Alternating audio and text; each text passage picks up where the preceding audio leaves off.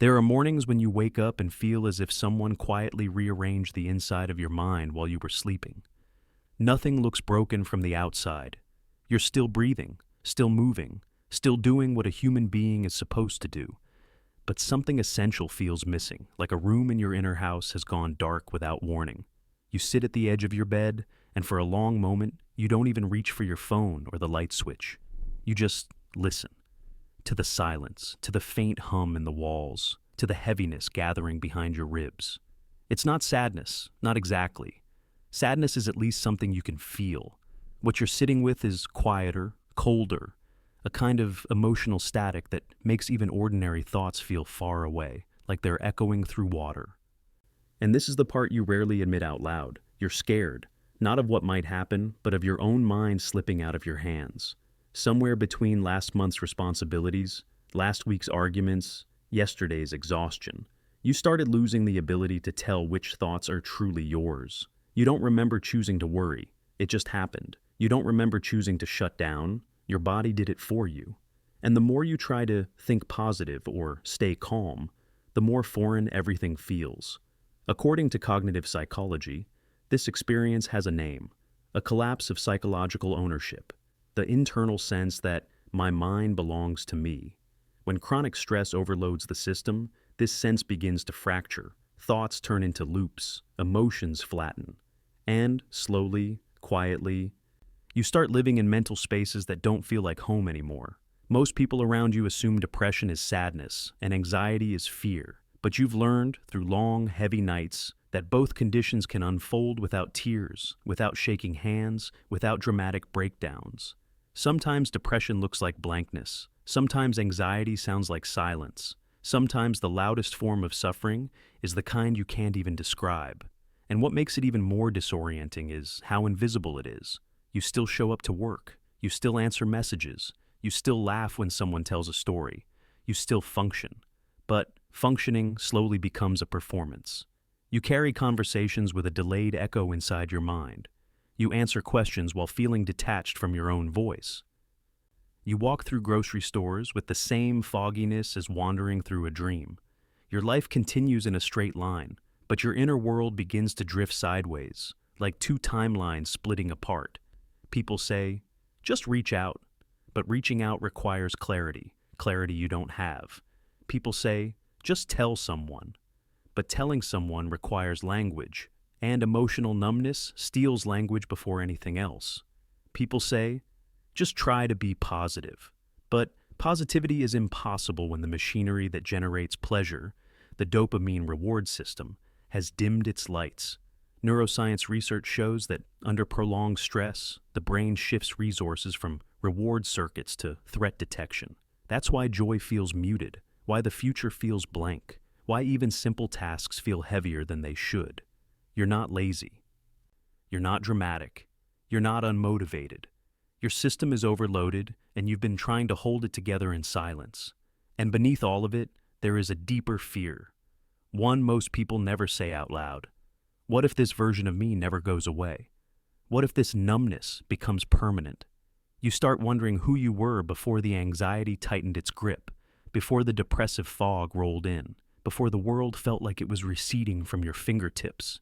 You try to remember the last time you genuinely enjoyed something, but the memory feels distant, worn out, like a postcard from a place you once lived but can't return to. Yet the heaviest pain, the one that sits quietly beneath the layers, is the pain of carrying it alone. Not because you want to, but because you don't know how to let anyone inside when you barely understand what's happening yourself. This is the part where shame begins to grow. Not loud shame, not obvious shame, but the soft, subtle kind that says, you shouldn't feel like this. You should be stronger. You should be able to fix yourself. But neuroscience and years of clinical research tell a different story. Your mind is not collapsing because you're weak. It's collapsing because it's been forced to stay strong for too long. And somewhere inside that collapse is the truth you've been circling around without naming. You are not losing yourself. You are losing the version of yourself who survived on stress, pressure, and quiet endurance. And your system is trying to protect what remains.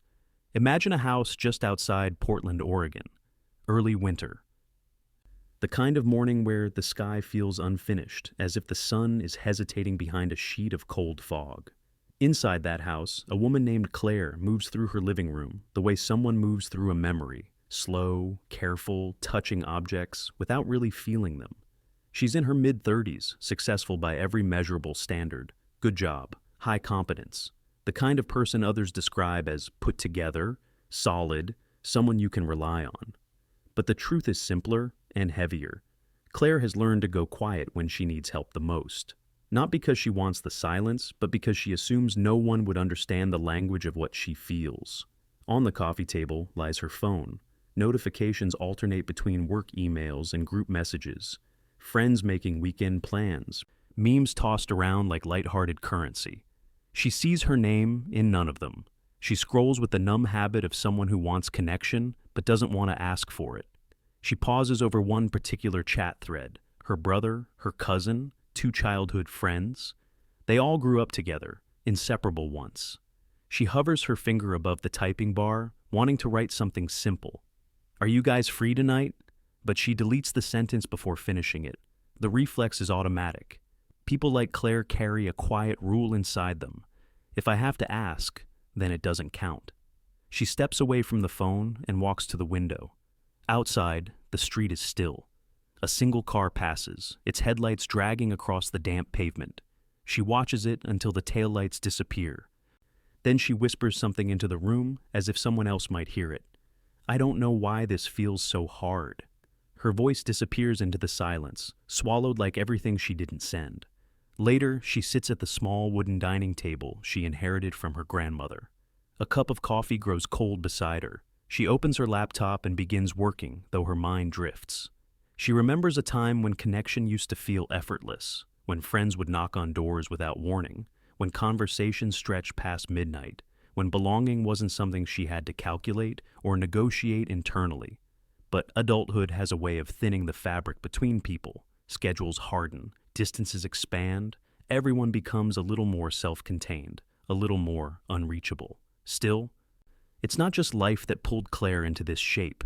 It's the pattern inside her, layered from years of learning not to inconvenience anyone.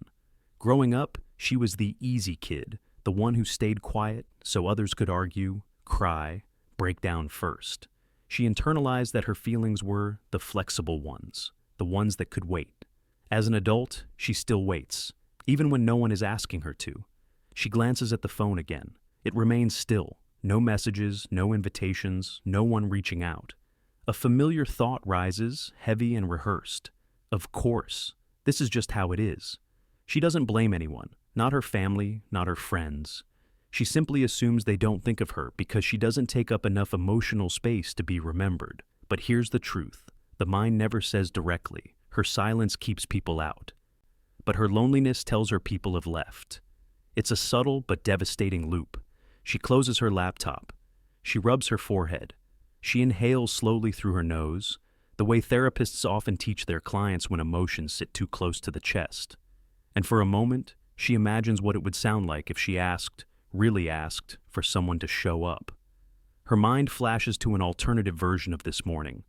She sends the text. Someone replies. Someone says yes. Someone shows up at her door with warm pastries and a familiar laugh. And suddenly the house feels less like a container for silence and more like a place where her presence matters. But imagination collapses back into reality. She never sends the text. People like Claire are not broken. They're not disinterested. They're not antisocial. They're simply afraid of finding proof for a belief they've carried too long, that their needs are too small to be seen, too fragile to risk, too inconvenient to ask for. Outside, the fog finally begins to lift. Light spills across the floorboards in quiet stripes.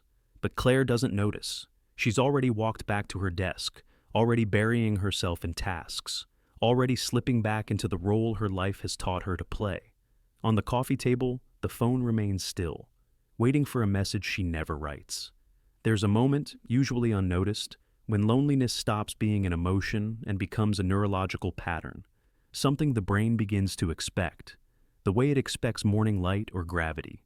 For someone like Claire, silence isn't just a feeling anymore. It's a physiological state her nervous system has learned to treat as familiar.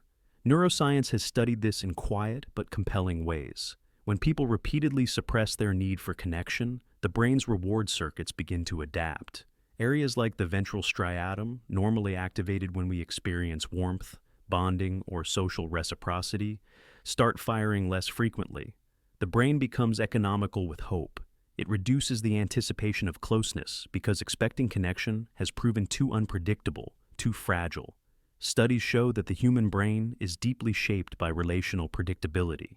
When connection feels inconsistent or risky, the amygdala, the region responsible for threat detection, steps forward. It interprets asking for help as potential danger, not physical danger, but emotional exposure, the risk of being dismissed, misunderstood, or quietly ignored. This is why people like Claire hesitate before sending a simple message. It isn't laziness or introversion in the casual sense. It's a neurological fear response wrapped in adult composure. The cortex, especially the prefrontal regions involved in social reasoning, begins to build patterns around moments of past disappointment. The brain constructs a template. When I reach out, people are busy. Or, when I express need, it complicates things. Or the most common one, if they wanted me there, they'd ask. From the outside, someone like Claire seems calm, steady, emotionally contained. But beneath that composure is a nervous system that has learned to tolerate loneliness the way others tolerate pain, quietly, almost skillfully. To understand this, imagine the brain as a map of expected outcomes. The more frequently someone experiences being overlooked or having to be the emotionally low-maintenance one, the more the brain updates its map. Silence is safer. Self-reliance is smoother. Lower expectations equal fewer disruptions. People don't choose this map. It forms slowly, over years of micro-moments. Being the child who didn't want to burden the household. Being the teenager who held it together while others fell apart. Being the adult who became the designated strong one. And here's where neuroscience reveals something quietly heartbreaking. The reward system shrinks around the person's own self-erasure. Dopamine, often misunderstood as the pleasure chemical, is more accurately the anticipation chemical, the one that energizes us toward connection, motivation, and emotional impulses. But dopamine responds to predictability. If connection feels unpredictable, the system stops generating momentum toward it. So, when Claire hesitates before reaching out, her hesitation isn't indecision. It's inhibited dopamine signaling. Her brain no longer anticipates a rewarding outcome. It doesn't expect warmth. It doesn't anticipate closeness. It's trying to protect her from disappointment by shutting the door before she can open it. But the story goes deeper. Neuroscientists often describe humans as co-regulating organisms. This means our nervous systems stabilize when we're near others. Heart rates synchronize. Stress hormones like cortisol decrease. Oxytocin, the bonding chemical, increases when we experience empathy or emotional acknowledgement. Co-regulation is not a luxury. It's a biological necessity. Yet for people who chronically silence their needs, oxytocin becomes a scarce resource. Their nervous systems adapt to solitude the way a plant adapts to too little sunlight, by narrowing, conserving, shrinking its emotional branches. This adaptation often creates a paradox. The person becomes more capable alone, more self-sufficient, more resilient on the surface, yet internally, they become more starved for emotional resonance. And because the brain has learned that reaching out invites risk, it responds by numbing the desire itself. It's a protective mechanism, not a personal flaw.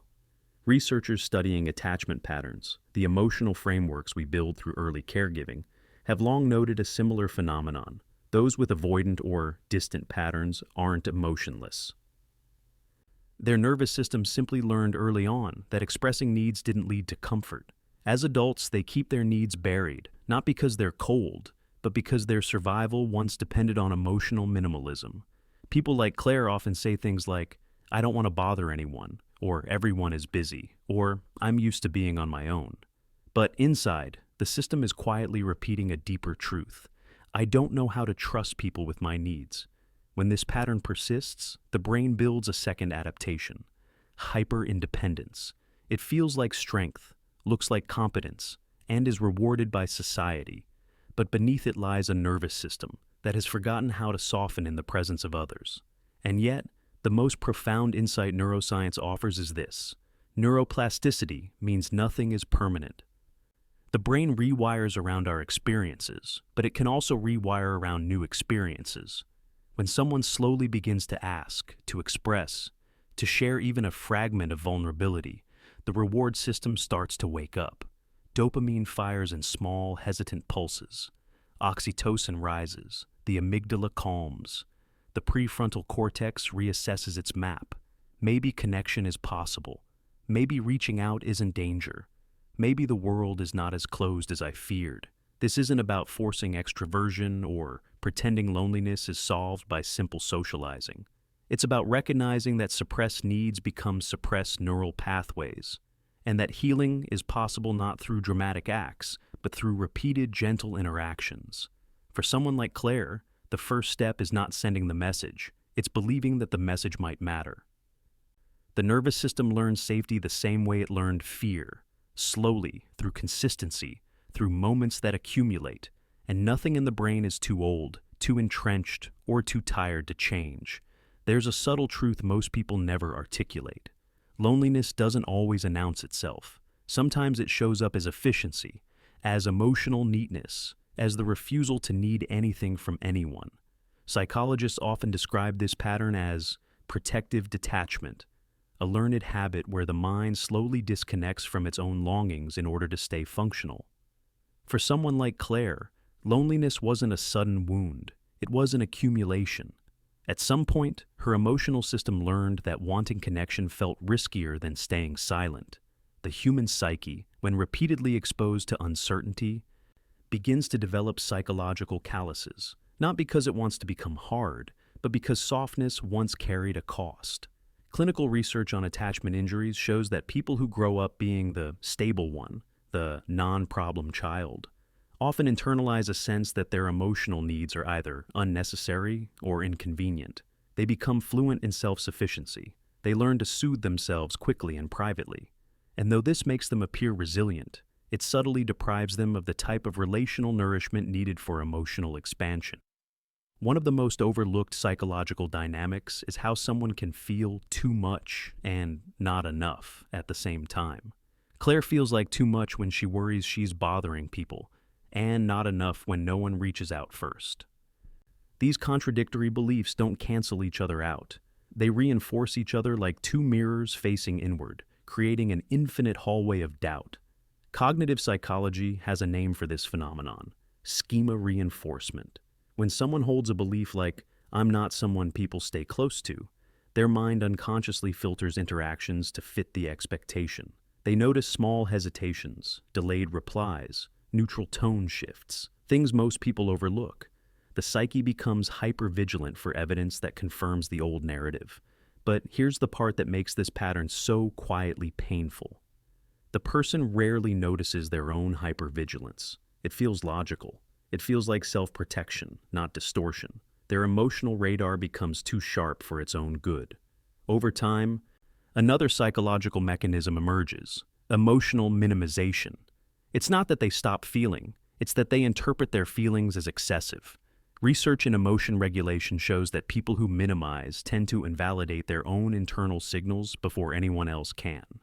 They short-circuit their needs. They amputate their longings before they grow visible. This creates a paradox where they crave genuine connection but also distrust it. They want closeness but brace for abandonment. They long to be understood but assume misunderstanding is the default. And so, when a moment of vulnerability arises, when they feel the tiniest impulse to reach out, the mind quickly intervenes with familiar scripts. Don't make it complicated. You can handle this alone. They don't think about you that way. No one wants the version of you that feels this much. These aren't just thoughts. They're psychological reflexes shaped by years of practicing emotional invisibility. Another mechanism at play is imagined relational burden. People like Claire assume that expressing their needs will weigh others down. According to interpersonal psychology research, this fear often originates not from actual evidence, but from childhood dynamics, moments when caregivers were overwhelmed, unavailable, or emotionally inconsistent. The child internalizes the belief, "My needs are heavy. I should lighten myself. By adulthood, this manifests as chronic emotional self-shrinking. Even when the person longs for support, they instinctively choose silence. Silence feels responsible. Silence feels mature. Silence feels like preventing inconvenience. But silence also deepens a loneliness that no one else knows exists. This leads to one of the most heartbreaking psychological adaptations: learned invisibility. When someone repeatedly hides their needs, people around them start assuming they don't have any. Not out of neglect, but because the person has become too good at appearing whole, too good at pretending the void is manageable. And so, the cycle continues. They hide their needs. Others assume they don't need. No one checks in. The person confirms their belief that they are emotionally alone. Another layer emerges from personality psychology, specifically the Big Five model. Individuals high in conscientiousness and emotional restraint often suppress their needs not because they lack emotional depth, but because they overestimate the cost of vulnerability. They worry about burdening others. They overthink their impact. They assume harmony is maintained through silence. But silence has its own psychological cost. There's a quiet grief that forms when someone consistently deprives themselves of human reciprocity, a grief for the conversations they never have, a grief for the comfort they never received, a grief for the version of themselves that once tried to reach out and learned not to. People like Claire rarely see this grief as grief. They interpret it as being tired, being busy, being fine. But the body knows. It shows up as tension in the jaw, as heaviness in the chest, as the sudden wave of sadness that appears when the day gets quiet. From a depth psychology perspective, this grief is the psyche's attempt to bring the buried self to the surface, the self that still hopes, still aches, still wants to be mirrored by another human being. And here's the paradox that psychology always circles back to. The people who suppress their needs the most often have the deepest capacity for connection. Their restraint isn't a lack of emotion. It's the aftermath of feeling too deeply, too early, with too little support. Their quietness is not emptiness, it's emotional history. Their independence is not confidence, it's emotional scar tissue. Their silence is not peace, it's unspoken longing. And their loneliness is not about being alone, it's about not knowing how to let themselves be seen. When you look closely at patterns like Claire's, there's a realization that often lands with a quiet, disorienting weight. People don't go numb because they feel nothing. They go numb because they feel too much with no reliable place to put it. It's a kind of emotional overload that collapses inward instead of outward. Neuroscientists sometimes call this shutdown mode, where the nervous system, overwhelmed by repeated anticipated rejection or unpredictability, begins to conserve energy by reducing emotional expression. But beneath the surface, the emotional circuitry is still flickering, still active, still searching for resonance. This is where the insight sharpens. Loneliness is not the absence of people. It's the absence of emotional landing places. You can spend years surrounded by coworkers, friends, family, yet feel like you're living behind a thin pane of glass. You hear the laughter, you see the warmth, you participate just enough, but you never feel the moment land inside you. Every interaction feels like a performance, gentle, polite, functional, but rarely intimate. People like Claire, people like the ones who hold quiet sadness in their ribs, often develop a kind of inner distance. Not a distance from others, but a distance from their own emotional needs. And because they don't see those needs clearly, they assume no one else could either. The inner script becomes, if I can barely feel myself, how could anyone feel me? But the truth is simpler and more painful. The numbness is a shield, not an identity. One of the strangest psychological patterns I've seen in my years studying emotional withdrawal is how often people mistake their protective habits for personality traits. They think their avoidance is introversion, their numbness is maturity, their self-sufficiency is strength. But when you peel back the layers, you find something softer, almost fragile, a desire not to be invulnerable, but to be understood without having to over-explain. There's a line in trauma research that lingers with me. The body remembers what the mind tries to forget.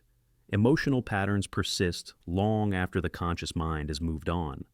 You might tell yourself you're fine. You might bury the old memory of being unseen or unheard. but your nervous system still anticipates the same outcomes. It still prepares for coldness, even when warmth is possible. It still shrinks back even when the moment is safe. And so, the paradox grows. The more someone protects themselves from disappointment, the more disconnected they become from the experiences that could disprove their fears. This insight, the one MindRabbit always circles back to, is that emotional numbness is not a void. It's a map of what overwhelmed you, a map of what you learned to survive, a map of everything you once felt too deeply, too early, without a witness. When someone says, "I don't feel much anymore," they're not revealing emptiness, they're revealing history. And this is where something shifts. Not in a motivational sense, but in a psychological one. Numbness isn't a dead end, it's a frozen state. And frozen states are reversible when the mind begins to feel safe again. Safety doesn't come from thinking positively. It doesn't come from forcing gratitude or pretending the past never happened. It comes from recognizing how your mind has been protecting you and learning to thank it before asking it to loosen its grip. One of the things cognitive science emphasizes is that awareness reduces reactivity. When you begin to see your numbness as a coping pattern, something adaptive, something intelligent, something that once saved you, the shame around it dissolves.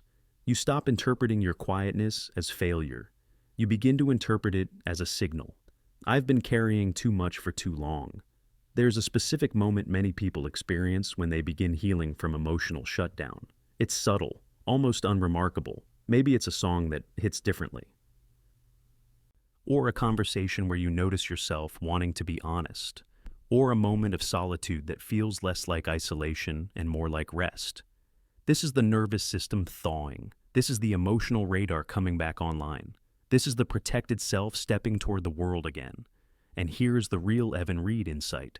Your numbness was never the enemy. It was the exhausted guardian standing between you and a life that once felt too sharp.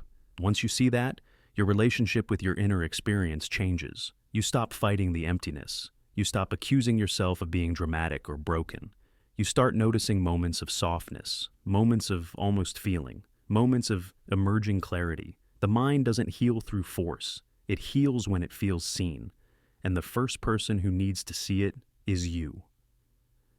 Not by telling yourself to be stronger, but by quietly acknowledging, I've been alone in this feeling for a long time, and maybe I don't have to be. That small shift, barely audible, barely conscious, is where emotional life begins to move again. Not loudly, not instantly, but steadily, in the quiet way that real healing always arrives.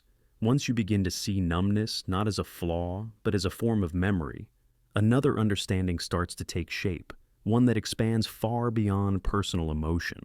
It becomes clearer that the modern world itself often pushes people into states of quiet disconnection, not through dramatic trauma, but through something far more subtle, the gradual erosion of emotional bandwidth. Psychologists refer to this as cumulative microstress. Small pressures, repeated daily, accumulate in ways the mind can't fully metabolize.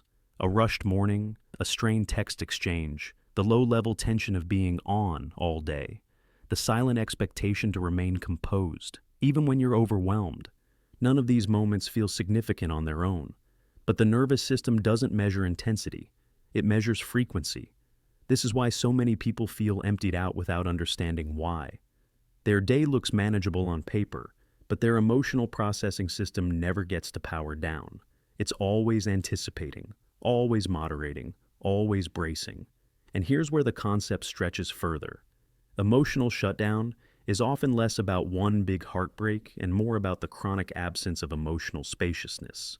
Spaciousness meaning the mental room to pause, notice, feel, digest, then continue. Neuroscience literature shows that without these internal pauses, these micro moments of integration, the brain shifts into a mode of internal conservation, less reward-seeking, less curiosity, less emotional intensity. It's not depression, it's protective reduction. This is why so many people describe their lives as fine, but hollow. The world hasn't collapsed around them. Nothing is on fire. And yet, something inside feels quietly underfed.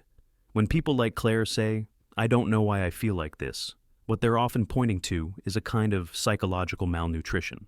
Too many responsibilities, too much emotional compression, not enough oxygen in the inner world. And this isn't limited to personal history, it's cultural. We live in a society that celebrates stability, but undervalues emotional aliveness. Being functional is praised. Being introspective is optional. Being overwhelmed is normalized. Being vulnerable is often framed as a risk. Slowly, imperceptibly, people start reducing their emotional range to fit the shape of the day. We've created a world where it's easy to be connected, but hard to be known. Where loneliness isn't a dramatic void. It's a thin layer of distance covering everything, like frost on a window. You can still see through it, but nothing feels as warm. Another part of this concept expansion involves mapping the internal conflict people face when dealing with their own emotional needs. Many learn early that their needs will be ignored, misunderstood, or minimized, so they adapt by becoming self-contained, self-censoring, self-regulating to a fault. Clinical models call this hyper-independence, a coping strategy often mistaken for personal preference. But independence, when driven by fear rather than freedom, becomes a cage disguised as competence. And here's the twist most people miss. When you spend years protecting yourself from disappointment, you unintentionally protect yourself from nourishment too. You start filtering out experiences that could soften you. You stop reaching for people who might surprise you. You lose the instinct to tell the truth of who you are. Not because you're broken, but because your nervous system has memorized a world that was once inconsistent. This internal world building is one of the mind's most powerful functions. It creates narratives, patterns, expectations, guidelines for how to survive. But survival templates are often maladaptive when life changes. They keep you safe, but they keep you small. What's remarkable, though, is that the mind doesn't cling to these templates out of stubbornness. It clings to them out of loyalty. They worked once. They kept the child version of you afloat. They were the scaffolding during the years you didn't have enough support. This is why people feel conflicted when trying to reconnect with themselves. Part of the mind wants to thaw. Another part wants to remain protected. And that conflict is not failure. It's proof that your emotional system is still negotiating its way towards safety. This negotiation becomes clearer the moment you stop judging your numbness and start listening to it. Numbness speaks in patterns, avoiding the conversations that matter, nodding through interactions that feel empty, feeling exhausted after pretending to be fine, craving connection but resisting the first step toward it. These behaviors aren't dysfunction, they're messages. Messages from a system that once learned to survive in isolation, now trying to understand if the world is safer than it used to be. And as this recognition deepens, something important becomes possible. You can begin to question the architecture of your inner world, not to tear it down, but to understand what can finally be rebuilt. Because emotional shutdown is not who you are. It's who you became while waiting for the moment when it was safe to come back to yourself. When someone begins to understand their numbness, not as a flaw, but as a form of adaptation, a subtle shift occurs. The goal is no longer to fix themselves or to force a dramatic emotional transformation. Instead, the focus becomes something gentler, learning to create small moments of inner safety. Moments where the mind is allowed to lower its guard, even briefly. Recovery from emotional shutdown is not a straight line. It doesn't arrive in a single revelation. It unfolds the way dawn does, gradually, almost imperceptibly, as the nervous system relearns how to trust its own signals. One of the most compassionate insights in contemporary neuroscience is that the brain is not rigid, it's plastic. It learns, it adapts, it rewires based on repeated experiences. Researchers call this experience-dependent plasticity, meaning the brain updates itself when it encounters new patterns of safety, consistency, and emotional truth. This is why the smallest acts matter, pausing long enough to feel one breath fully, letting your shoulders drop when nobody's watching, allowing yourself to admit, quietly, "I'm tired," without judging the statement, sending a text to someone you trust, not a confession, just a presence, sitting with a feeling for 30 seconds longer than usual. These are not grand gestures, they're micro-signals to the nervous system that it no longer needs to brace for impact. Psychologists often emphasize graded exposure when working with emotional numbness. The idea is simple. Instead of forcing yourself into vulnerability, you step closer to it in small increments. You test the water instead of diving in. You let your inner world thaw at its own pace. This is why trying to open up too quickly can sometimes backfire. It overwhelms the very system that's been protecting you. But when vulnerability is approached slowly, gently, with awareness, it becomes less threatening. Over time, the emotional radar becomes less cautious and more receptive. There's also a crucial psychological truth. Emotions don't return through pressure. They return through permission. Permission to feel something small. Permission to be quiet without being fine. Permission to want connection, even if you don't know how to reach for it. Permission to soften around edges you've kept sharp for years. Behavioral science shows that people begin to heal when they stop arguing with their own inner experience. When they stop telling their feelings they're too much, too dramatic, too unnecessary. When they start recognizing that the very sensation they're avoiding is often the one that needs acknowledgement. Another path toward recovery involves reintroducing micro-pleasures into daily life. Not forced joy, not the counterfeit positivity promoted by much of self-help culture, but small sensory experiences that remind the nervous system what aliveness feels like. Warm sunlight through the blinds, the weight of a blanket that makes your body exhale, a cup of coffee that tastes exactly right, a song you forgot you loved, a slow walk where your mind is allowed to wander. Neuroscience literature shows that sensory grounding, touch, temperature, sound, texture, can gently reawaken the reward system. It signals to the brain that the environment is safe enough to feel again. And this is where the emotional journey intersects with something deeply human: connection. Not the kind of connection that demands intensity or immediate closeness, but the kind that comes from simply being witnessed. A conversation where you say something real, a moment where you don't pretend your day was easy, sharing a small truth with someone who has earned the right to hear it, letting yourself be known in increments. Interpersonal psychology emphasizes that emotional presence, even in small doses, helps recalibrate the internal world. When another person responds with warmth, the nervous system updates its prediction. Maybe softness is not as dangerous as it once seemed. But recovery is not only interpersonal. Some of the most transformative moments happen alone, in the quiet hours where you begin to sense that your inner life is stirring. Maybe you wake up one morning and realize you're finally curious about your own feelings again. Maybe a memory surfaces not to haunt you, but to be integrated. Maybe the world feels slightly less distant. Maybe you laugh, not loudly but genuinely, for the first time in months. And even though these moments seem small, they are the architecture of healing. They are the slow rebuilding of emotional presence. The truth is this: recovery doesn't mean becoming a different person.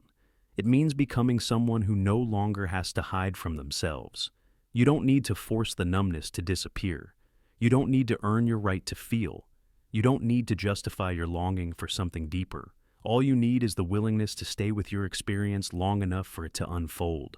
Because emotional life isn't returned by demand. It returns through gentle invitation. And maybe, for the first time in a long time, that invitation can start with you. There's something strange about the emotions that once made you pull away. They never disappear. They just stand quietly at the edges of your life, waiting for the moment you're calm enough to look at them again. Neuroscience has a gentle way of describing this. The system can reboot, but only when the threat signal fades. Your nervous system doesn't need you to be strong. It only needs you to stop treating yourself like a battlefield. There is no perfect roadmap for healing your withdrawal from the world. There is no cinematic awakening. There is no dramatic turning point. Most of the time, healing looks like movement in millimeters. A conversation you don't avoid. A message you finally send instead of deleting. A moment where you let someone see that you're tired. A night where your mind doesn't have to stay on high alert. Research shows that when people begin to feel safe inside their own body, they naturally return to the world, not with excitement, but with stability. And sometimes, stability is the most understated form of courage. I don't know where you are in that process. Maybe you're still pulled inward. Maybe you've stepped out halfway. Or maybe you're standing at the threshold, wanting to move forward, but your nervous system keeps whispering, "Go slow." Wherever you are not broken. You're just recalibrating after carrying more than any one person was ever meant to hold. Let yourself move forward by listening more than forcing.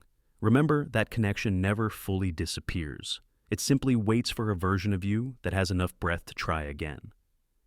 You don't need to return to who you were before. You only need to become someone your nervous system can finally trust.